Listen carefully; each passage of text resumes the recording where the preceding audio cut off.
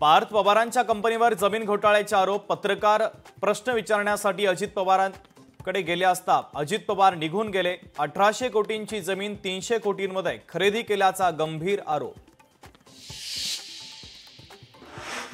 पुणे जमीन प्रकरणाची सगळी माहिती घेतलीये. कथित जमीन घोटाळा प्रकरणात चौकशीचे आदेश. मुख्यमंत्री देवेंद्र फडणवीसांनी केलं स्पष्ट. पार्थ पवार यांच्यावर जमीन घोटाळ्याचा आरोप. फेसबुक लाईव्हवर सरकार चालत नाही, फेस टू फेस काम केलं पाहिजे, घरात बसून नाही. एकनाथ शिंदे यांचा पुन्हा एकदा उद्धव ठाकरेंना टोला. उद्धव ठाकरेंच्या विरोधामध्ये निवडणूक आयोगामध्ये तक्रार. दौऱ्याच्या दरम्यान आचारसंहितेचं उल्लंघन केल्याचा आमदार संजय केणेकर यांचा दावा. पुणे जमीन घोटाळा प्रकरणी तहसीलदारांचे तात्काळ निलंबन. देवेंद्र फडणवीसांनी निलंबनाचे आदेश दिल्यानं राजकीय वर्तुळामध्ये खळबळ.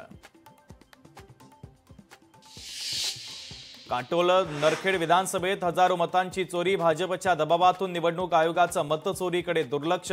माजी मंत्री अनिल देशमुखांचा गंभीर आरोप.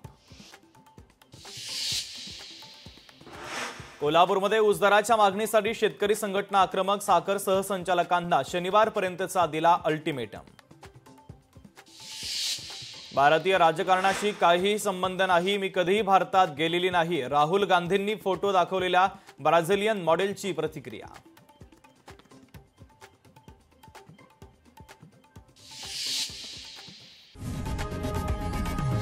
लोकशाही मराठी ऐका, पहा, जागरूक रहा.